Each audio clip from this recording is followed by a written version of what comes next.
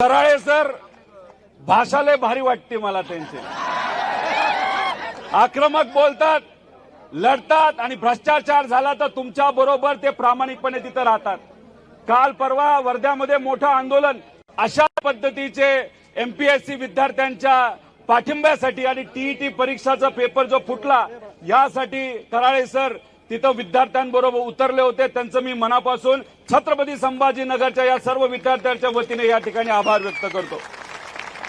त्याच्याच बरोबर आशिष मगर सर असतील, रविकांतजी तुपकर असतील, माजी आमदार सुनीलजी भुसारा असतील, बाबासाहेबजी शिंदे सर असतील, त्रिशूलजी पाटील असतील, शिवराजभाऊ मोरे असतील, त्याच्याच बरोबर इतरही सर्व जे आपल्या या समितीचे पदाधिकारी प्रमोद पाटील, संग्रामभाऊ सूर्यवंशी, किरणजी निंबोरे, सर्वच मान्यवर मला या ठिकाणी बोलवलं त्यासाठी मी मनापासून आपल्या सगळ्यांचेच आभार व्यक्त करतो. आणि तुम्ही बोलवलं नसतं तरी मी इथं आलो असतो.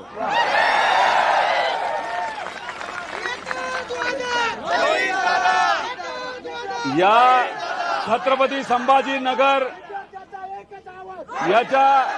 याच्याबद्दल, या शहराबद्दल जेव्हा आपण विचार करतो, या नावाबद्दल जेव्हा विचार करतो, आपल्या सगळ्यांना संघर्ष दिसतो. छत्रपती संभाजी राजेंनी परप्रांतीयांचं आपल्या स्वराज्यावर जे काय आक्रमण होत होतं त्याच्या विरोधात लढा उभारला, संघर्ष केला. आपल्या जवळच्या लोकांनी गद्दारी केली, आपल्या सिस्टमच्या विरोधात सुद्धा त्यांना संघर्ष करावा लागला. तसंच तुमची परिस्थिती आहे. हे जे पेपर फोडणारे लोक आहेत ते सत्तेतले लोक आहेत, त्यांना आपण परप्रांतीय बोलायला काय हरकत नाही. आणि आपल्याला दुसरी कुठली अडचण आहे? आपली आर्थिक अडचण, आर्थिक ताण. आपले आई वडील कष्ट करतात, शेतामध्ये राबतात, शेती करतात, मजुरी करतात, कसा तरी पैसा गोळा करतात आणि त्यातून कशी तरी तुम्ही फी देता. परीक्षेची फी असेल नाही तर क्लासेसची फी असेल, पण प्रामाणिकपणे अर्ध जेवण खाल्लं तरी चालेल, पोहा खाऊन अख्खा दिवस काढला तरी चालेल, चहा बिस्किट खाऊन दिवस काढला तरी चालेल, पण आई वडिलाचं स्वप्न हे पूर्ण झालं पाहिजे यासाठी तुम्ही त्या ठिकाणी संघर्ष करता. आता कशासाठी आपण रस्त्यावर आलोय? बघा, हा निर्णय एमपीएससीचा निर्णय बघितलाय का? बर मला सांगा, लहानपणीपासून आपण एलकेजी मध्ये असताना आपले आई वडील नाही तर शिक्षक आपल्याला शिकवतात, अंगणवाडीपासून काय शिकवतात? बालवाडी घ्या नाही तर जन्मल्या घ्या, काय प्रॉब्लेम. बर आपला आकडा आता एक मागणी वाढत गेली तर इथं संपायचंच नाही आपल्याला, तिथं पोलीस जातील कोम्यात. मला सांगा, आपले जे कुठले आकडे आहेत तो आकडा कुठल्या नंबर पासून सुरू होतो? 1 नंबर. आणि एमपीएससीचा निर्णय जर बघितला 2 नंबर पासून सुरू झाले. म्हणजे निर्णय देत असताना सुद्धा त्याच्यामध्ये 2 नंबरी केली असं मला वाटतं. याचा जर तुम्ही पूर्ण अभ्यास केला, शेवटच्या पानावर कोणाची सही आहे? फक्त अध्यक्षाची सही आहे, बरोबर का नाही? अरे बाकी सदस्य कुठे गेले? बाकी सदस्यांची तुम्ही कधी सही घेणार? त्याच्यात अजून जर खोलात तुम्ही गेला, जर सगळं वाचलं, त्याच्यात सांगितलं आहे मध्य प्रदेशमध्ये, उत्तर प्रदेशमध्ये, बिहारमध्ये, तमिळनाडूमध्ये, केरळमध्ये अशाच पद्धतीने ऑनलाईन परीक्षा घेतल्या असं सांगितलंय. हे साप चुकीचे, हे साप खोटं आहे. मी तुम्हाला सर्वांना सांगतो, या सर्व राज्यांमध्ये येणाऱ्या महिन्यांमध्ये ज्या परीक्षा घेतल्या जाणार आहेत त्या सगळ्या ऑफलाईन पद्धतीच्या आहेत. त्यामुळे मग आमच्या विद्यार्थ्यांना आणि सर्व लोकांना तुम्ही का फसवतायत असा आमचा प्रश्न आहे. त्याच्याच बरोबर तुम्हा सर्वांना सांगतो, तुम्ही तुमच्या हक्कासाठी लढताय, आम्ही तुमच्या बरोबर आहोत, पण सुप्रीम कोर्ट सुद्धा तुमच्या बरोबर. त्यांना आपल्या प्रधानमंत्री साहेबांच्या अडचणी माहितीत मनात काय? त्यांना आपल्या प्रधानमंत्री साहेबांच्या अडचणी माहितीत मनात काय हे माहिती आहे. त्यांना बऱ्याच गोष्टी माहिती आहे, पण त्या ट्रम्प तात्याला हे माहिती आहे. त्यांना बऱ्याच गोष्टी माहिती आहे, पण त्या ट्रम्प तात्याला तुम्ही जर विचारलं हे नॉर्मलायझेशन काय तर ट्रम्प तात्या सुद्धा डोक्यात त्यांना विचारलं हो हे नॉर्मलायझेशन काय ते म्हणले नाही नाही महत्वाचे म्हणले याला फॉर्म्युला वगैरे काय हाय का नाही नाही महत्वाचे अरे मला काय कळेलच काय आता 2 दिवसापूर्वी पुण्यामध्ये तुमच्यासारख्या काही विद्यार्थ्यांची चर्चा करत होतो तुम्हाला माहिती काय महिन्यांपूर्वी तलाठी भरती झाली का नाही झाली लय भारी झाली ना पेपर फुटला का काय भाव निघाला होता 40 लाख 50 लाख बर त्याच्यामध्ये मार्क किती पर्यंत होते फायनल 248 विद्यार्थ्यांना किती मार्क मिळाले म्हणजे 288 आमदार आणि निवडून किती आले तर 300 असं होतं का आता याच्यात एक विद्यार्थी माझ्याशी बोलत होता काय बोलला अहो मी 12 तास 16 तास रोज अभ्यास करत होतो आणि माझा मित्र लय कंटाळला अभ्यासाला गेला निघून आणि त्याला एक कळलं अभ्यासापेक्षा 25 लाख दिले तर आपला मार्ग मोकळा होतोय आणि पैसे दिले आणि हा मात्र बिचारा नापास झाला अभ्यास न करणारा 25 लाख रुपये देऊन पास झाला अशी परिस्थिती आहे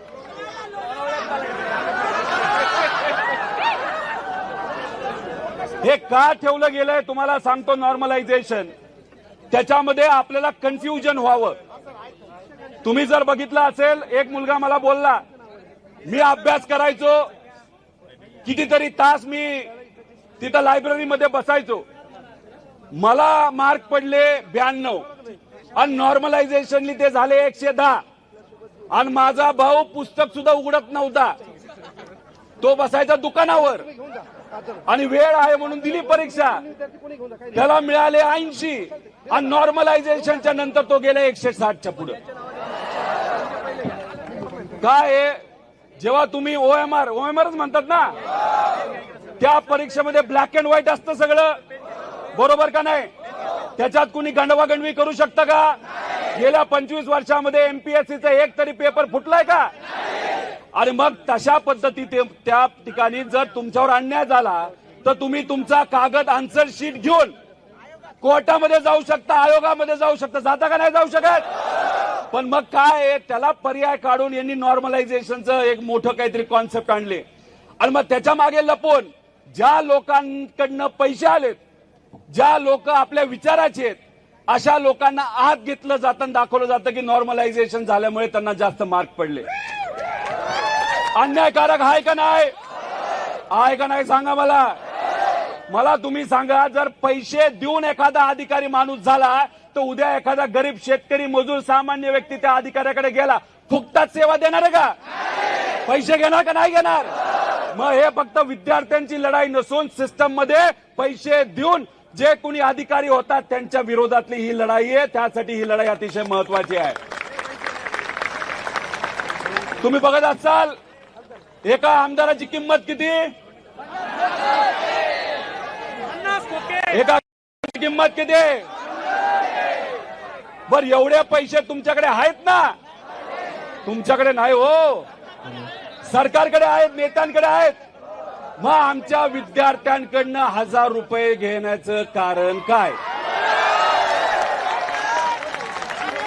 अहो मला एक मुलगा म्हणाला एमपीएससीच्या मी 10 परीक्षा दिल्यात 10 परीक्षाच्या 10 पेपर मी पास झालो पण मी सरळच्या 12 परीक्षा दिलोय एक सुद्धा पास झालो नाही आणि याच्यात तो म्हणाला 12 ते 13,000 रुपये आम्हाला द्यावे लागले तुम्ही 10वी 12वी देऊन आलेला आहात का नाही आलेला आहात बर 10वीचे पेपर जेव्हा घेतात 10-12 लोकांचे नाही तर 12वीचे घेतात ते काय ऑनलाईन घेतात का म्हणजे त्याचा अर्थ तुम्हाला शाळा खोल्या देतात बेंच देतात वर्ग खोल्या देतात आणि अख्ख्या महाराष्ट्रामध्ये एकदाच परीक्षा होती का नाही मग 10-12 लाखाची ती परीक्षा होती 12वीची होती युपीएससीची परीक्षा 8 लाख विद्यार्थी त्याच्यासाठी बसतात ती होती आणि मग इथं तुम्ही कारण काय देता की नाही काय आहे ते प्रॉब्लेम होतो पेपर फुटतो म्हणून आम्ही ऑनलाईन करायला चाललेलो आहोत आता मला सांगा कम्प्युटर लॅब असणाऱ्या असे किती क्लासेस आहेत कमी आहेत का नाही मग आता समजा एका पेपरला 100 प्रश्न असतील आणि तुम्हाला समजा तिथं बघितलं तर 50 परीक्षा घ्यायच्या झाल्या तर किती प्रश्न काढावे लागतील? 5000 प्रश्न. त्याच्यात समजा एका सत्रामध्ये नाहीतर एक जे तुमची समजा 7ची बॅच असेल 9ची बॅच असेल त्याच्यामध्ये एका प्रश्नामध्ये गडबड झाली तर अख्खे मागचे लोक तिथं अंड्या होऊ शकतो का नाही होऊ शकत? आणि तुम्ही आता जेव्हा ऑफलाईन घेता पेपरवर काय लिहिलंय ते समोरासमोर दिसतं. ऑनलाईन गेल्यानंतर तुम्हाला पुढच्या पेजवर जावं लागतं आणि विसरला तर परत मागच्या पेजवर जावं लागतं. त्यात तुमचा जास्त वेळ जातो. तर हे जे काय हे आपल्याला थांबवलं पाहिजे. त्याचं कारण असं आहे की सरकारमध्ये बसणाऱ्या काही लोकांना याच्यातून भ्रष्टाचार करायचा आहे, याच्यातून पैसा खायचा आहे आणि हे कुठेतरी आपण सर्वांनी आणून पाडायचंय. तुम्ही त्यांच्या ह्याच्यामध्ये दिलेल्या एका लिंकवर गेलाय का? कुठं जाती ती लिंक? TCS ला जाते. आता मला तुम्ही सांगा, विद्यार्थ्यांची परीक्षा पेपर तुमचा TCS बरोबर तुमचा कॉन्ट्रॅक्ट आधीच झालाय आणि TCS ला ताकद देण्यासाठी, TCS ला पैसे देण्यासाठी ही परीक्षा जर तुम्ही ऑनलाईन पद्धतीने आमच्यावर लादत असाल तर आम्ही सुद्धा मराठी माणसं आहोत. आम्ही कुठं घाबरणार नाही, लढल्याशिवाय राहणार नाही. TETच्या परीक्षेचं काय झालं? 6.5 लाख विद्यार्थी बसतात. अन्याय झाला का नाही झाला? त्याच्यामध्ये सुद्धा पेपर फुटला. दुर्दैव असं की काही लोकांनी मला सांगितलं की मंत्री महोदयांना सुद्धा माहित नव्हतं पेपर फुटला. त्याचं कारण असं आहे त्यांच्या खात्यामध्ये त्यांना कुठंच अधिकार नाहीये. दुसरीच लोक त्याच्यामध्ये तिथं लक्ष देत आहेत. त्यामुळे आपल्याला TET पेपरला बसणारे आमचे जे पुढचे सर्व शिक्षक आहेत त्यांच्या आपल्याला राहायचं का नाही राहायचं? पण TET वाल्या सगळ्या विद्यार्थ्यांना मला सांगायचंय, MPSC परीक्षेसाठी हे जे सर्व विद्यार्थी लढतायत त्यांच्या पाठीमागे तुम्ही राहणार का नाही राहणार? बरं, आपले काही विद्यार्थी नीट परीक्षेसाठी बसतात, तिथे पेपर फुटतो, त्यांच्या पाठीमागे तुम्ही सर्वजण संघटित राहणार का नाही राहणार? कारण का ही लढाई तुमची आहे, आपल्या सगळ्यांची, आणि आपण सर्वजण विद्यार्थी म्हणून या सर्वच विद्यार्थ्यांच्या पाठीमागे त्या ठिकाणी राहिलो तर नक्कीच कुठं ना कुठंतरी आपल्या सर्वांना यश मिळण्याशिवाय राहणार नाही. आता आज इथं आंदोलन झालं, नंतर ही कृती समिती आपल्या सर्वांना मार्गदर्शन करेल पुढचं आंदोलन कुठे. पण मला असं वाटतं त्याच्या आधी एक स्टॉप आपण पुण्याला घेऊया. पुण्याला घेऊया ना. आता वारी कधी संपती पुरी? 24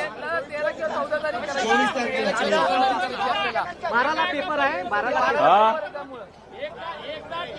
72 कोटी रुपये एका TETच्या असतात ना, एका TETला 13 किंवा 14 तारीख. हा बघा, मला असं वाटतं आंदोलन करत असताना स्टेनोचा पण विषय महत्वाचा आहे. मी स्वतः राधा मॅडमला भेटलो होतो, बोललो होतो, मंत्र्यांना भेटलो. त्यांनी जो युक्तिवाद मला दिला, त्यांनी मला सांगितलं काय झालंय, आर्टिफिशियल इंटेलिजन्स आलेलं आहे. आता फोनवर बोललं तरी टायपिंग होतं, मग टायपिस्टची काय आपल्याला जरूरत आहे असं त्यांनी मला सांगितलं. पण त्यांनी काही सांगितलं तरी मी तुम्हाला आश्वासित करतो, तुमच्या सर्वांसाठी आम्ही लढणार आणि जिंकणार सुद्धा. 5 दिवसापूर्वी मुख्यमंत्री साहेबांना भेटलो तुमच्या विषयासाठी. ऑफलाईन परीक्षा घेण्यात यावी, ऑनलाईन घेऊ नये. चर्चा बरीच झाली. शेतकऱ्यांचा मुद्दा होता. त्याच्यानंतर मी त्यांना म्हणलो, साहेब विद्यार्थ्यांचा विरोध आहे, सर्व विद्यार्थी एकत्रित आलेले आहेत की कृपा करून तुम्ही ऑनलाईन घेऊ नका, तुम्ही ऑफलाईन घ्या. त्यांनी मला सांगितलं तुम्ही बोलत असाल आणि विद्यार्थी बोलत असतील तर आम्ही सकारात्मक आहोत. मला फक्त जाता जाता एकच सांगायचंय, राजकीय लोक जेव्हा म्हणतात ना सकारात्मक, त्याच्यावर अजिबात विश्वास ठेवू नका. पण गेल्या काही दिवसांमध्ये विदर्भामध्ये जिथं जिथं आंदोलन झालं, आज इथं जे आंदोलन होतंय, काल परवा लातूरमध्ये आंदोलन करण्याचा प्रयत्न केला, 140 कलम लावून टाकलं, तिथं वर्धेलाही लावलं, तरी तुमचं झालं. आता पोलीस प्रशासनाला सांगतो, पुढचं आंदोलन हे सर्व विद्यार्थी पुण्याला घेतील. तुम्हाला किती पोलीस आणायचे तेवढे आणा, तुम्हाला किती ताकद लावायची तेवढी लावा. आम्ही काय घाबरत नाही आणि आम्ही काय झुकणार. काय डायलॉग आहे ते कुठल्या तरी पिक्चरला? परत एकदा मागच्यांना विचारतो. त्यामुळे अधिकाऱ्यांशी पण आम्ही बोलतोय. एकनाथ शिंदे साहेबांबद्दल त्यांच्याशी पण बोलणं झालं आणि त्यांना पण सांगितलंय, मुख्यमंत्री साहेबांना पण सांगितलेलं आहे आणि सामान्य प्रशासनाच्या ज्या सेक्रेटरी आहेत त्यांना सुद्धा सांगितलेलं आहे की 12 तारखेपर्यंत आमची परीक्षा आहे विद्यार्थ्यांची आणि आम्ही सरकारला संधी देतो. लगेचच आम्ही आक्रमक होणार नाही. आम्ही शांततेत गोडीत सांगतो. पण आमच्या 12 तारखेच्या परीक्षा होऊस तर तुम्ही हे ऑनलाईन प्रकरण बंद नाही केलं तर मग सगळंच संपेल तुमचं. तुम्हाला परवडणार नाही. आणि इथं आम्ही भूमिका घेत असताना कुठेही राजकीय भूमिका घेत नाही. आम्ही तुमच्या बरोबर फक्त तुमचे कार्यकर्ते म्हणून याच्यामध्ये सहभाग तिथं घेत आलेलो आहोत. आणि राजकारण इतकं वंगाळ झालंय काय सांगू तुम्हाला. अजितदादा म्हणायचे हे जे नेते आहेत ना, आज इथं असतो नंतर तिथं असतो. पण 2029 ला तुम्ही सर्वजण महाराष्ट्राचे सामान्य लोक महाराष्ट्रामध्ये नक्कीच क्रांती करतील असा मला विश्वास आहे. त्यामुळे इथं जे विद्यार्थी नेते युवा नेते उभे आहेत ना बरेचसे, उद्या जाऊन प्रस्थापित लोकांना तिकीटच द्यायला नको. उद्या जर तुमचा आवाज अधिवेशनामध्ये भक्कमपणे मांडायचा असेल तर अशा लोकांना त्या ठिकाणी आपण उद्या जाऊन संधी दिली पाहिजे. फक्त कांगणे सर नाही, इथं कराळे सर आहेत, आपले साबळे सर आहेत, पलीकडे आहेत, सगळे आहेत. अभिजित भाऊ कुठे गेले? अभिजित भाऊ आहेत. विद्यार्थ्याच्या वतीनं तुम्हाला एक विनंती आहे. विद्यार्थ्याच्या वतीनं तुम्हाला एक विनंती आहे. एमपीएससीनं जो आदेश काढलाय तर तुम्ही आता फाडा. एमपीएससीनं जो आपला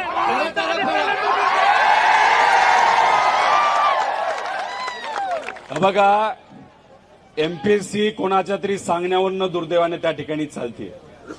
त्यामुळे एमपीएससीला पण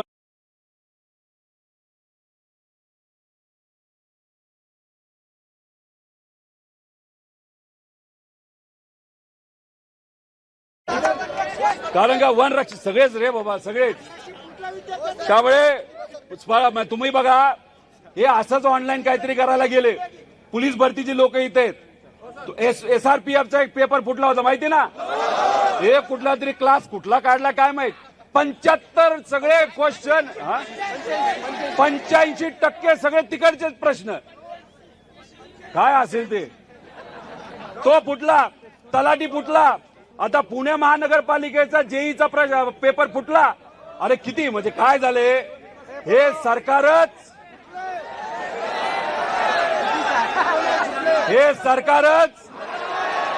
कशावर उभं राहिलंय. पक्ष, नेते, आमदार, खासदार. त्यामुळे यांना काय वाटतं की पेपर फुटला पाहिजे. अरे तुम्हाला काय वाटतं त्याच्यापेक्षा आमच्या विद्यार्थ्यांना काय वाटतं हे महत्वाचं आहे. आम्हाला वाटतं हे ऑनलाईन परीक्षा तिथं नको, आमची ही ऑफलाईन तिथं पाहिजे. आणि हेच बोलत असताना उद्या जाऊन जेव्हा केव्हा संघर्षाची वेळ येईल ना, तुम्हाला आपल्या सगळ्यांना रस्त्यावर उतरावं लागेल. आता खरं तर एक क्रांती चौकामध्ये मोठं आंदोलन होणार होतं. परमिशन नाही मिळाले.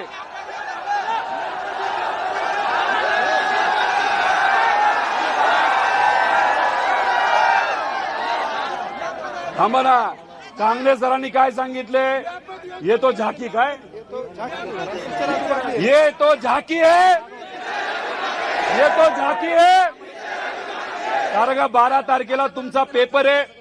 पेपर महत्वाचा आहे. तुमच्या सर्वांच्या हिताचा विचार करून या समितीने आणि आम्हाला सगळ्यांना वाटतं की आपण 12 तारखेपर्यंत तरी अजून आक्रमक होऊ नये. आपण तिथं आंदोलन करावं. शांततेत त्या ठिकाणी हे सर्व मुद्दे तिथं मांडावेत आणि तीच भूमिका आपण करत आहोत. पोलीस प्रशासनाचे मी मनापासून आभार व्यक्त करतो. हा अरे बाबा सगळं माहितीये. काल परवा 3 दिवस झालं पोलीस अधिकारी लायब्ररीमध्ये जात आहेत आणि धमक्या देत आहेत. म्हणजे आम्हाला ईडीची धमकी दिली. आम्हाला सीबीआयची धमकी दिली आणि बिचारा लायब्ररीच्या मालकांना आणि आमच्या विद्यार्थ्यांना तुम्ही धमकी काय देता ते सेल्स टॅक्स आणि इन्कम टॅक्स. काय घाबरू नका, कुणी काय करू शकत नाही. आम्ही पंढरपूरला आंदोलन केलं, आम्हाला परवानगी नव्हती. आंदोलन झालं का नाही झालं? बरीदा छत्रपती संभाजीनगरमध्ये शेतकऱ्यांचं आंदोलन, परवानगी नव्हती. झालं का नाही झालं? हे आंदोलन झालं का नाही झालं? आता उद्या आर्मी आणा नाही तर काही करा, आम्ही कोणालाच घाबरत नाही. आम्ही आंदोलन करणार म्हणजे करा. त्यामुळे सोशल मीडियावर जेवढं जास्त तुम्ही व्यक्त व्हाल तेवढं आपल्या सर्वांसाठी अतिशय महत्वाचं आहे. त्याच्याच बरोबर अजून लोकांना तुम्ही तिथं सांगा. आणि हे सर्व जे काही आपले विद्यार्थ्यांचे नेते आहेत त्यांच्या पाठीमागे तुम्ही राहा. आम्ही तुमच्या बरोबर आहोत आणि हेच एकजूट अशीच ठेवली तर विजय 100% आपला आहे. त्यामुळे विद्यार्थी एकजुटीचा हात वर करून, विद्यार्थी एकजुटीचा, विद्यार्थी एकजुटीचा. जय हिंद, जय महाराष्ट्र, जय विद्यार्थी. महाराष्ट्रातील ताज्या बातम्यांसाठी बघत रहा टाइम्स टुडे 18 न्यूज. सोबतच शेअर करा, सबस्क्राईब करा आणि